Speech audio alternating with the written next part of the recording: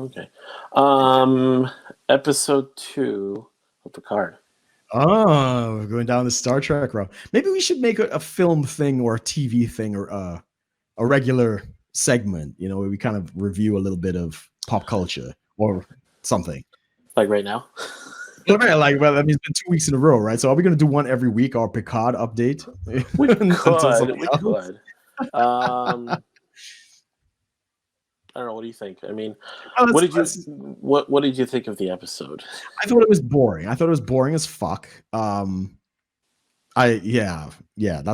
was very slow. I understand they're trying to build the background story, but I think they're doing it in a way that it doesn't really resonate with me. It's like they're trying to get it quick. Obviously, they want to get him into space, so they're trying to do a lot. Hubris. Yeah, they're trying to do a lot in a very short period of time. And they rush through a lot of this backstory. I find it wasn't well put together. So you'd be fine with a little bit more like developing the backstory? I don't like how they're developing the backstory. Do you like the story though, like in general? I think it has a lot of potential. I like the premise. So spoilers for anybody who's not familiar. Oh yeah, we got a guy with anyway. The whole Data's daughter thing is interesting. Mm-hmm. A lot of Deus Machina kind of thing where conveniently there happen to be twins, and there's just a lot of coincidence. Like, oh, that's really too convenient.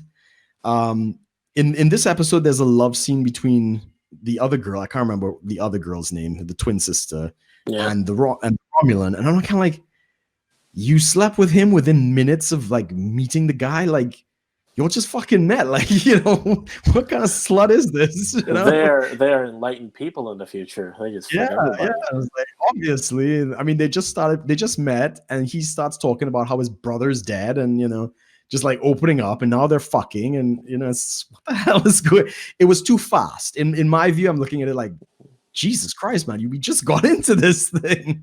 Yeah. So. That I had issue with the whole what was the Romulan secret agency using the technology, and I've never been amored with the Romulan Empire. It's just, I mean, I like the premise they're setting up. They're saying like, well, like the Tal Shiar is like the Romulan sort of secret police or their intelligence agency, and they go, but putting secret in front of anything Romulan is just normal. So you have to consider that there is obviously something deeper than just their, like, if their normal life is secretive, then what is actually secret? Yeah. What is actually secret is obviously way deeper. Right. So that makes sense. It is definitely like adding to the intrigue of like what are Romulans, but they're still kind of off for me. Like, yeah, why do they not like synthetic life forms? What are they doing? I mean, they're going to explain what they're doing with that Borg cube. Yeah, they say it's apparently next episode you get to see Hugh, the former Borg. I guess he's like the director of reclaiming that cube, like trying to help people. So there's something with him. But they're wondering, like, okay, if he is presumably human, what is he doing working with the Romulans? Right. There's that whole thing that's kind of odd. So also the idea that the Romulans have infiltrated Starfleet, that's totally happened before. So there's a lot of things that have. Yeah. They are definitely reusing some tropes, but I mean, it is sci-fi. You can't. There's only so much you can do. Yeah, I mean, I think we've talked about, what was it? Star Trek. Like, all the Star Trek series tend to follow like certain tropes that they always use. There's always there's the matriarchal planet. There's the time travel there's all the time travel episodes. Yeah. There's always there's always a virus, some kind of infection. There's a virus episode. There's a couple of them. There's always a transporter accident. There's always a hologram. There's always a holodeck malfunction. Yeah.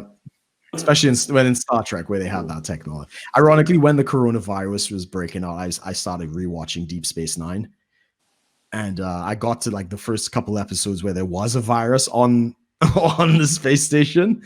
Right. And I'm like, oh fuck, man! You know, I don't know if I want to watch this right now. No, yeah, I'm rewatching Deep Space Nine. I'm skipping out quite a few episodes that I've just seen enough of it. Yeah, And I actually remember why I had a problem with Deep Space Nine. Why? Because the script was taken from Babylon 5. Oh, right. I No, actually, they start to find their footing. By probably season 2 kind of 2 thing. and 3 it starts to take off by about yes 3, 4 it starts to really pick up because I'd imagine because so. the whole thing is they're on a station and they're kind of getting their footing. They're figuring out what's going on. You have a lot of these arcs dealing with there's like a couple of arcs dealing with the Bajorans. There's arcs dealing with The Kardashians. The Kardashians. Right, Kardashians, I meant to say. Then there's the Ferengi and such. And then there's a whole arc about then of course towards the end you start there's a war. Right, okay. That's when it really picks up. That's a lot. Well, yeah, so was Voyager and Next Generation. Next Generation was 7? Yeah, it was. That's a lot. 20 episodes. Because Next Generation was a very much an episodic sort of thing. Every episode was kind of on its own. Yeah. Voyager and Deep Space Nine basically were the two that tried to combine sort of episodic plus overarching stories. Right. Yeah. Voyager a little bit more about the overarching story because they had a lot more multi-episode sort of stories. Mm-hmm. But yeah, it was the overall goal was get back to Earth. So you're rewatching it now, Deep Space Nine? Yeah. Okay. But I skipped so many episodes because some of them are just like, okay, there's some that when you watch this so many times, you kind of just get bored of it. Like you can still enjoy watching it. Like if I sat down and watched every single one, I can enjoy it. But it's some of them. It's like I'm not really in the mood to watch that one episode. Like I know what happens. Like I get that. I'm watching it, and sometimes the premise is kind of really slow, really boring. The pandemic one that I watched, where I think it was like scrambling people's brains where they couldn't say coherent sentences, right? Yeah. It's kind of like, I know how this is going to end. Of course, everybody's going to survive. They're going to make another episode, and it's going to be, a quick fix at the end. Like everybody's going to get sick. It's going to seem hopeless, and they're going to find the one guy who can get. And so said, so done. And I had the episode on, but I think I was honestly typing up some emails at the same time, like just doing some work on the side. And ironically, one that I found that was kind of boring as well, which is ironic, was Q-less. I think Q-less. The one time they throw Q into it to kind of make it interesting, and it just wasn't. It didn't work. It didn't work. Because I loved the Q in the Next Generation, right? So anybody doesn't know that's kind of the Q was also a pretty good little part of Voyager in some spots too. Yes, him and Janeway had a thing, but they just kind of whipped threw it into DS9 to see what it would do, and it just didn't work. It wasn't a very strong. That is the one and only time you'll ever see him in that show. You won't see him anywhere else. Well, if it's anything more like that, I'm probably for the best. But I love that character of Q. No, but I'm just letting you know in case you're wondering, because like every other, I think that was the last one I saw. Because Next Gen did it one every season, and then Voyager did one every season, where it was a Q episode. If anything, Q was a very integral part of Next Generation because he was there for the first episode and the last. Correct. And he was there pretty much everyone in between. Yes. So yeah, I mean, I guess in a way, Next Generation, like by the premise of that, like Q sort of set, the entire show was basically Picard proving to the Q that humans were Worthy. capable. Yeah. Yeah, yeah. Um, but yeah, so the DS9 they have that one season, that one episode, and that's it.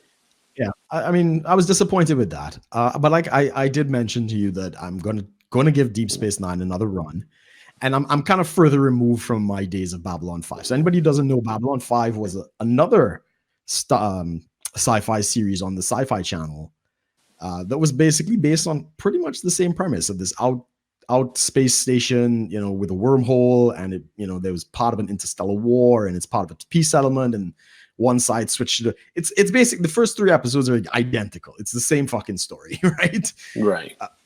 Even a lot of the characters are the same. Very similar. Let's just say that. So I actually liked Babylon 5 back in the day. So I'm a little further removed from it now. So I'm kind of coming into it as like, okay, I remember it, but I don't feel as passionate about the rivalry. So I'm more open to it now. So we'll see.